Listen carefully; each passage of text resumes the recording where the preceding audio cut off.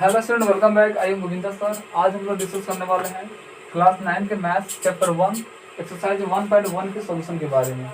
तो चलिए देखा जाए क्वेश्चन नंबर फर्स्ट क्या बोल रहा है। बोले क्या क्या शून्य एक परिमेय संख्या है। जब भी देखिए परिमेय संख्या आए आपके दिमाग में क्या इसकी डेफिनेशन आना चाहिए। तो क्या बोले क्या शून्य एक परिमेय संख्या है। क्या इसे आप p बटा q के रूप में लिख सकते हैं, जहाँ p और q क्या पूर्णांक है और q क्या 0 के बराबर नहीं है। तो चलिए देखा इसका सॉल्यूशन कैसे लिखेंगे ना। तो पूछा क्या बताइए क्या शून्य एक परिमेय संख्या है। फिर ऐसे पूछते क्या इसे आप p बटा q के रूप में लिख सकते हैं। तो जानते हैं दुनिया के जितने सारे नंबर है सबको सब हम क्या परिमेय संख्या के मतलब p बटा q के रूप में लिख सकते हैं। क्योंकि इसके नीचे अगर 1 लिख दें या आप इसके नीचे 2 लिखे या इसके नीचे 3 लिखे या इसके नीचे 4 लिखे तो कोई मान अंतर होने वाला नहीं है। क्योंकि 0 में किसी भी नंबर से डिवाइड करता है तो वो क्या मिलता है, फिर वापस हमको 0 ही मिलेगा। तो फिर बोले पूछ रहे क्या बताइए शून्य एक परिमेय संख्या है। तो हम लोग जानते हैं परिमेय संख्या डेफिनेशन क्या होता है। परिमेय संख्या वैसे संख्या कहते हैं जिसे पहला कंडीशन क्या होता है जिसे p बटा q के रूप में लिखा जा सके। दूसरा कंडीशन क्या होता है कि p एवं q दोनों के दोनों क्या होना चाहिए, पूर्णांक होना चाहिए। और थर्ड कंडीशन क्या मिलता है जी, क्यू एम को 0 के बराबर नहीं होना चाहिए। अगर तीनों कंडीशन को क्या किया, ये फुलफिल किया तो परिमेय संख्या है और नहीं किया तो नहीं है। तो सबसे पहले पूछा क्या शून्य एक परिमेय संख्या है, तो पता करना पड़ेगा। इसे हमने तो p बटा q के रूप में लिख दिया। अब इससे पता करेंगे क्या 0 पूर्णांक है तो बिल्कुल है, क्या q पूर्णांक है तो बिल्कुल 1 पूर्णांक है। क्योंकि 0 भी पूर्णांक और 1 भी पूर्णांक है। हमारे दूसरी कंडीशन को भी फुलफिल कर दिया, पहली कंडीशन को भी फुलफिल कर दिया क्योंकि इससे p बटा q के रूप में तो लिख दिए और p भी देखिए पूर्णांक है और q भी पूर्णांक है ना। और नेक्स्ट कंडीशन क्या होता है, q कभी 0 के बराबर नहीं होना चाहिए। अब देखिए q क्या 0 के बराबर नहीं है, इसलिए क्या है 0 क्या है परिमेय संख्या है। तो पूछा बताइए क्या शून्य परिमेय संख्या है, तो लिखेंगे हाँ है ना। तो बोला क्या इसे आप p बटा q के रूप में लिख सकते हैं, हाँ बिल्कुल लिख सकते हैं। जैसे 0/1 चाहे 0/2 लिखे चाहे 0/3 लिखे बिल्कुल लिख सकते हैं। इसलिए क्या तो लिखेंगे आता क्या दिख रहे हैं। अब शून्य क्या मिल रहा है हमको, एक परिमेय संख्या मिल रहा है क्योंकि हमको इस डेफिनेशन देखिए खुद बता दिया कि 0 क्या है परिमेय संख्या। क्योंकि हमने क्या किया इसे p बटा q के रूप में लिख दिया। इसका फाइनल आंसर अगर चाहता लिखना तो कैसे लिखेंगे, तो लिखेंगे हाँ क्या होता लिखेंगे होता शून्य एक परिमेय संख्या है। क्यों है जी, क्योंकि हम इसे p बटा q के रूप में लिख दिए। फिर इससे क्या p और q दोनों पूर्णांक भी है, q 0 के बराबर भी नहीं है, इसलिए क्या है शून्य एक परिमेय संख्या है। यहाँ पर ये ना लिखिए यहाँ ये लिख देंगे, बिल्कुल मेरा सही हो जाएगा आंसर। तो बस बिल्कुल सिंपल क्वेश्चन है, तो please pause and to note it down. चलिए नेक्स्ट क्वेश्चन देखा जाए ना। क्वेश्चन क्या बोल रहा है, सेकेंड क्वेश्चन में बोले क्या 3 एवं 4 के बीच 6 परिमेय संख्या ज्ञात करना है। आपसे बोला है नंबर 3 और 4 के बीच कितना करना है, आपको 6 परिमेय संख्या ज्ञात करना है। तो देखिए इसका सॉल्यूशन कैसे लिखेंगे। आपसे कितना बोला है इसके बीच में, देखिए आपको सोचिए 3 और 4 के बीच में से 6 को नंबर कैसे लिख पाएंगे, नहीं लिख पाएंगे। इसे कुछ एक्स्ट्रा दिमाग लगाना पड़ेगा। तो देखिए बोला है कितना 6 बोला ना, तो 6 से ज्यादा 6 से ज्यादा से गुणा कर सकते हैं। जैसे मान लीजिए अगर इसमें क्या करते हैं 6 में 1 जोड़ेंगे कितना होगा 7, 7 मतलब 7 से ऊपर नीचे गुणा कर ले तो कोई इसके मान में अंतर होगा नहीं होगा, क्योंकि 7 से 7 कैंसिल हो जाएगा, बचेगा वापस क्या 3 बचेगा। फिर यहाँ भी क्या करेंगे 7 मतलब 7 से अगर ऊपर नीचे गुणा कर ले तो कोई मान में अंतर नहीं होगा, क्योंकि 7 से 7 कैंसिल बचे क्या 4 बचेगा। ऐसा करने से ये फायदा है 7 तरीका 21 हो जाएगा बटा 7 और है तो और 7 को कितना हो जाएंगे 28 और बटे कितना 7। और क्या करेंगे आप 21 और 28 के बीच में से 6 को नंबर लिख देंगे जो इसके बीच में आता है, तो क्या 22/7 हो जाएगा। फिर 23, 24, 25 ऐसे लिख देंगे आप, है ना। देख रहे हैं कैसे निकाला गया। बस अब देखिए मैक्सिमम से ज्यादा कर गुणा कर सकते। जैसे मान बोलिए 6 को बोला तो 6 से ज्यादा जितना मन करो उतना गुणा करेंगे। और एक बात ध्यान देंगे, हम जानते हैं 3 और 4 के बीच अनंत क्या है, अनंत मतलब अनंत क्या है इसलिए परिमेय संख्या, ये ध्यान देंगे अनंत अनलिमिटेड। आप जितना मन करो उतना लिख सकते हैं। पर मान लीजिए 100/100 से गुणा कर लेते हो 300 हो जाता 400 हो जाता, तो 300 और 100 400 99 वैसे परिमेय संख्या दे देता ना, और 1000 गुणा कर तो 999 हो जाता। इसलिए अनलिमिटेड क्या है परिमेय संख्या। हमसे मात्र 6 ही बोला था, हमने कहा 6 से ज्यादा आप 10 से भी बड़ा कर सकते कोई मान मंत्र नहीं होगा ना। और ये ध्यान देंगे इसका आंसर बुक आंसर से मैच भी नहीं कर सकता, कर भी सकता है नहीं भी कर सकता। क्योंकि आप खुद सोचिए अगर मान लीजिए हम इसे 3 में 100/100 से गुणा कर लेते हैं और है तो और फिर यहाँ 4 में 100/100 से गुणा कर लेते हैं, इधर क्या देंगे 400, इधर क्या देंगे 300, और 300 और 400 के बीच में 99 ऐसे नंबर हो जाएंगे जो क्या होंगे 3 और 4 के बीच में आएंगे। देख रहे हैं यहाँ पर अनलिमिटेड नंबर हो जा रहा है।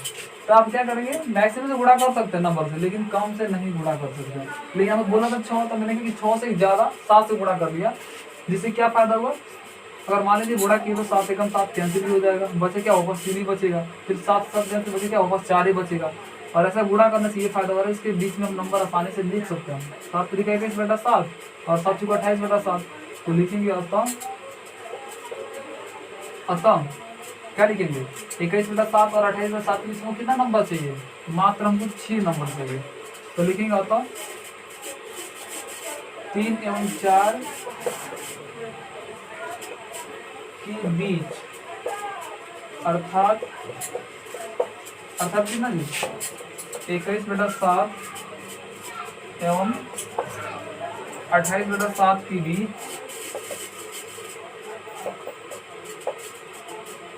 6 परमीय संख्या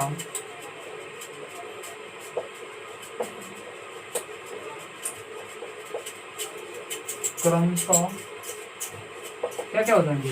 21 के बाद देखिए इन दोनों के बीच में 21 और 28 के बीच में क्या मिलेंगे हमको 22/7 मिलेंगे, क्योंकि सबके घाटा हम 7 है। फिर क्या मिलेंगे हमको 23/7 मिलेंगे, फिर कमा 24/7 मिलेंगे, फिर कमा 25/7 मिलेंगे, फिर कमा 26/7 मिलेंगे। और हमको कितना बोला 6 को लिखने का, तो कितना लिखे 3 2 5, एक और लिख दीजिए कमा 27/7 है। तो यही मेरा क्या हो जाएंगे परफेक्ट आंसर हो जाएंगे। यानी 3 एवं 4 के बीच क्या मिले 3 एवं 4 के बीच के लिए, या 21/7 और 28/7 के बीच का ये दोनों बात एक ही हुआ ना। क्यों भाग देंगे 7 3 3 आ जाएगा, 7 चौका 28 4 आ जाएंगे। तो ये कही चाहिए कि ये बात एक ही हुआ। तो परमेशन के क्रम से कितना मिला हमको 21 और 28 के बीच में नंबर क्या मिलते हैं 22 मिलते हैं, तो 22/7, फिर 23 मिलते हैं 23/7, फिर 24 मिलते हैं 24/7, फिर 25 मिलते हैं 25/7, फिर 26 मिलते हैं 26/7, फिर ऐसे 27/7। ऐसे नंबर निकाल दिए, बहुत सारा ढेर सारा नंबर निकाल सकते हैं। लेकिन मैक्सिमम कितना बोला था, ये 6 बोला था, तो हमने 6 लिख दिए 1 2 3 4 5 6, ये हमारा परफेक्ट आंसर होता है। तो please pause the video to note it down. चलिए नेक्स्ट क्वेश्चन देखिए, क्वेश्चन नंबर 3 है ना, क्या बोला 3/5 एवं 4/5 के बीच 5 परमीय संख्या लिखना है। कितना लिखना है जी 5 लिखना है। तो हम जानते हैं ना 5 से ज्यादा जितना चीज गुणा कर सकते हैं, लेकिन कम से गुणा नहीं करेंगे।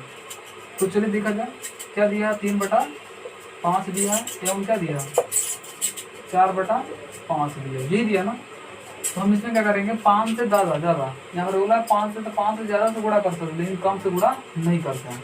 तो चलिए हम क्या करते हैं इसमें 5 से ज्यादा यानी क्या 10 से गुणा कर लेते हैं, 10/10 से ऊपर नीचे गुणा कर लेते हैं। तो कोई मान अंतर होगा नहीं होगा। क्यों नहीं होगा जी, क्योंकि आप जानते हैं हमने क्या किया 3/5 में ऊपर भी 10 से गुणा कर दिया, नीचे भी 10 से गुणा कर दिया, इससे कोई मान में अंतर नहीं होने वाला। क्योंकि 10 से 10 कैंसिल बचे क्या वापस 3/5, फिर 10 से 10 कैंसिल वापस क्या होता है 4/5, और हमको इसके बीच में निकालना है।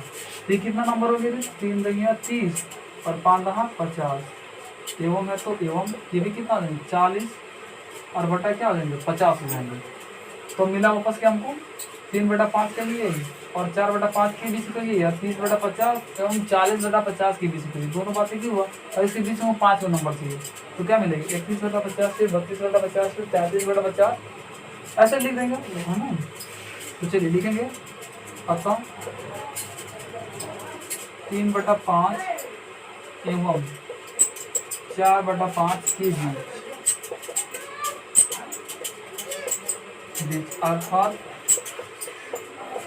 इसे क्या बोल सकते हैं, इसे बोल सकते हैं अर्थात 30/50 एवं कितना 40/50 बोल सकते हैं ना।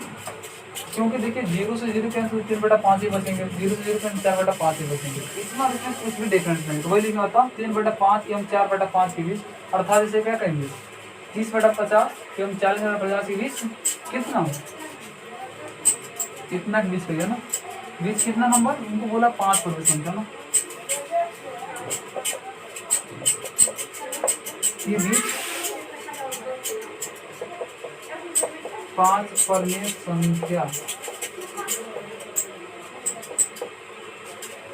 कितना जी 5 परमीय संख्या क्रमशः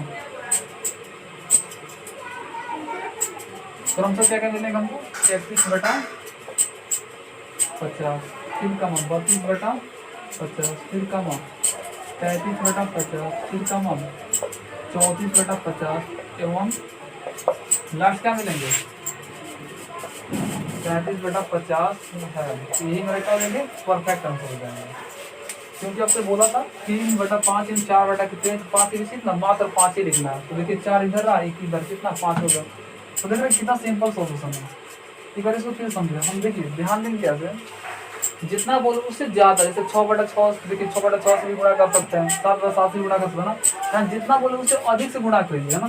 तो हमने क्या किया, आंसर में दिया था क्या 10/10 से गुणा कर दिया था आंसर, तो हमने क्या किया 10/10 से ही गुणा कर दिया, क्योंकि बच्चे सब क्या करते हैं आंसर में जैसा विश्वास करते हैं, और आंसर मान लो दूसरा मैच लगेगा तो सोचेंगे क्या इनका आंसर गलत है, लग रहा गलत बताया, इसलिए बच्चे सब बहुत ज्यादा ध्यान देता है आंसर की।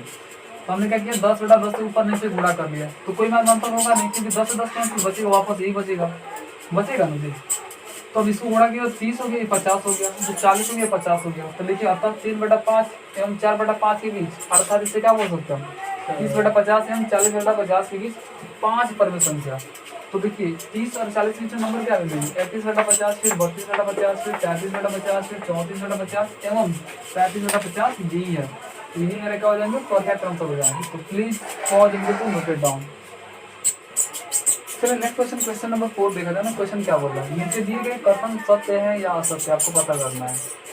कारण के साथ अपने उत्तर दीजिए ना, आपको बताना है कौन बताना है क्यों सत्य है और क्यों असत्य है। देखिए फर्स्ट क्या बोला है, प्रत्येक प्राकृतिक संख्या एक पूर्ण संख्या होती है।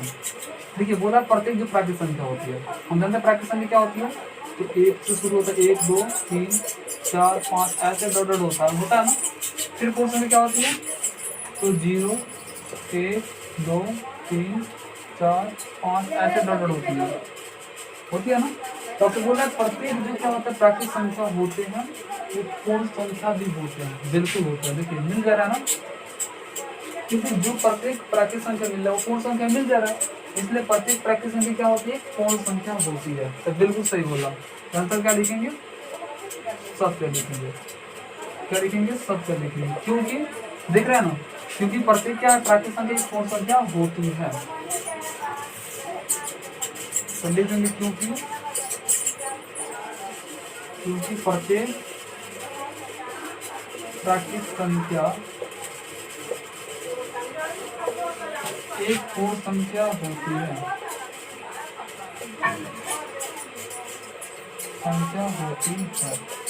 यही मेरे क्या देंगे आंसर हो जाएंगे। क्योंकि देख रहे हैं प्रत्येक इसमें नंबर उठा कर रखिए पूर्ण संख्या में आ जाते हैं, इसलिए कह सकते हैं सत्य है, क्योंकि प्रत्येक प्राकृतिक संख्या क्या होती है पूर्ण संख्या होती है। चलिए नेक्स्ट क्वेश्चन देखा जाए, तो हो गया ना। बोला प्रत्येक पूर्णांक एक पूर्ण संख्या होती है। पूर्ण संख्या क्या होता है जानते हैं, 0 से 0 1 2 3 0 4 0 5 ऐसे डॉट हो गया। फिर बोले क्या प्रत्येक पूर्णांक, तो प्रत्येक पूर्णांक जैसे -3 फिर -2 -1 फिर 0 1 2 3 ऐसे डॉट कहाँ तक अनंत तक, फिर इधर भी डॉट कहाँ तक ये अनंत तक।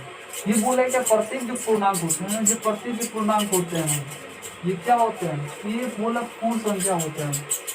पूर्ण संख्या क्या होते हैं, नहीं होते। बताइए माइनस वाला ये कहाँ गया सर, इसमें आएगा नहीं आएगा, ये गलत बोला है ना। तो लिख देंगे असत्य। क्यों लिख देंगे असत्य, क्योंकि आप खुद सोचिए माइनस एक क्या है पूर्णांक है, लेकिन क्या पूर्ण संख्या है नहीं है। तो लेकिन क्योंकि -1 चाहे -2 चाहे -3 क्या सभी पूर्णांक है, लेकिन पूर्ण संख्या नहीं है। तो लेकिन क्योंकि -2 एक पूर्णांक है लेकिन पूर्ण संख्या नहीं, इस प्रकार मेरा ये भी आंसर हो गया। नेक्स्ट देखिए क्या बोला थर्ड, बोला प्रत्येक परमेय संख्या एक पूर्ण संख्या होती है। प्रत्येक जितना सारा परमेय संख्या होती है ना, जैसे परमेय संख्या कुछ एग्जाम्पल लीजिए, जैसे 1 2 3 कुछ बाटा में लीजिए 3/2 1/2 आदि, ये सब क्या है परमेय संख्या है ना। नेक्स्ट बोला पूर्ण संख्या, तो पूर्ण संख्या क्या जैसे 0 1 2 3 4 5 ऐसे डॉट कहाँ तक अनंत तक। तो आपसे क्या बोला, बताइए प्रत्येक एक परिमित संख्या है, क्या एक पूर्ण संख्या होती है? देखिए प्रत्येक कहाँ हो पा रहा है, ये जो बटा वाला है क्या इसमें आएगा? नहीं आएगा, नहीं आएगा ना। हम देखा 3/2 क्या एक परिमित संख्या है, क्योंकि ये भी p/q के रूप में है और p भी पूर्णांक है और q भी पूर्णांक है। और यहाँ देखिए ये बटा के रूप में p/q के रूप में है, ये भी पूर्णांक है और ये भी पूर्णांक है, और q क्या 0 के बराबर नहीं है। तो देख रहे बटा वाला सब इतना आ रहा है, नहीं आ रहा, नहीं आ रहा ना। तो ये मेरा क्या है, कथन असत्य है। तो लिखेंगे असत्य, असत्य है। क्यों है जी? क्योंकि 1/2 एक क्या है, परिमेय संख्या है। क्योंकि देख रहे हैं असत्य कथन, क्यों? क्योंकि 1/2 क्या है, एक परिमेय संख्या है, लेकिन पूर्ण संख्या, ये पूर्ण संख्या है लेकिन नहीं है, लेकिन पूर्ण संख्या नहीं। इसीलिए क्या मेरा कथन क्या है जी, असत्य है। आपको तो 1/2 क्या है, परिमेय संख्या है, लेकिन क्या है, ये पूर्ण संख्या नहीं है, इसलिए कथन क्या है, ये कथन असत्य है। तो please pause and to note it down.